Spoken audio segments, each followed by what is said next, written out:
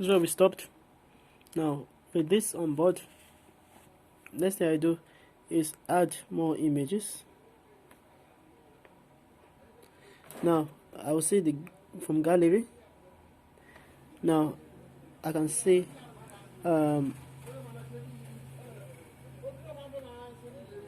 images.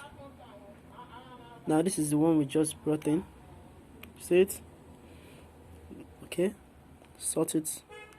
This modified. Now this is it here. Now I can see it. I'll click OK. If you say it's not reaching from one end to another end. Now first and foremost is okay. Let me expand it first. Let's say we expand it this way. I'm expanding it this way, but I don't want it this long. It's too big. So let's say I reduce it a bit. No, that's bad. It's this way. I stretch it this way. This is manageable. Stretched. You can see I'm trying to push it outside so I can stretch it to the other side, then make it centered. Now I don't know if the center between here and here, so I want it to center between here.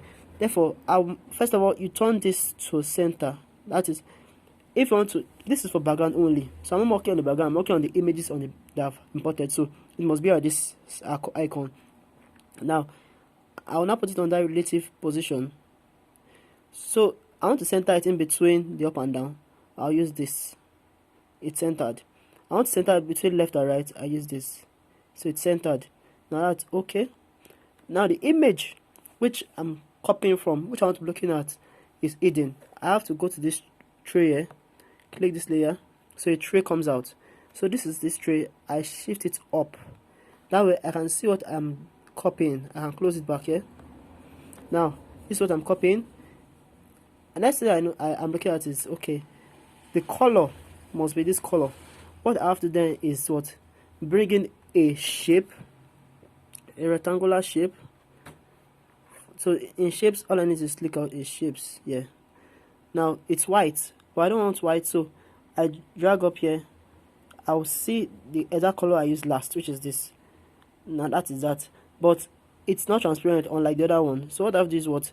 Reduce the opacity of it. Now I reduce the opacity, making it clearer for me to see. I mark OK. Now I can shift this down a bit so I can extend it now from here. Okay, I've shifted a mistake. What I have to do is put it back to relative position. Now if I don't want to make mistake again, what I have to do is lock it. So let's say I want to lock it this time. I do this, I lock it. There's a padlock here to lock my image so I don't shift it by mistake anyhow. Now I close it back. Now this one is still free. I adjust from end to end,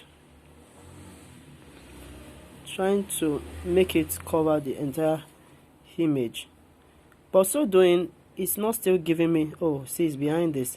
All I have to do is what? Shift this forward again. It's not still giving me.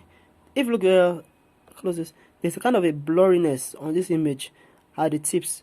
This one does not have that. It's too sharp. So what I have to do is import another shape. Now this shape I will now import. It's for the blurriness. Now I have to reduce this because I want to make it that thick. After reducing it, next thing I have to do is make it the same color again. So you see it? After doing that, next I have to do is what? I have to make the blur radius. I want the blur.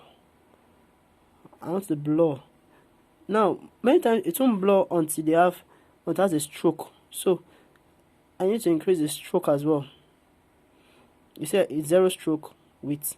Let's say you see that, but the problem is the color of is meant to be this color too. Now do you see that? Now that's for getting. Now I can increase the more if I want. Now if I should, okay, you come down. If I should put this here, do you see that? I can easily crop out this so that I can have just the blurriness that I want. So let's say I just crop out that so I can get just the blurriness. Now I can put that blurriness there, even expand it. Try to expand it. I can easily expand it using this relative size. expand it, and I'll have my blurriness and everything.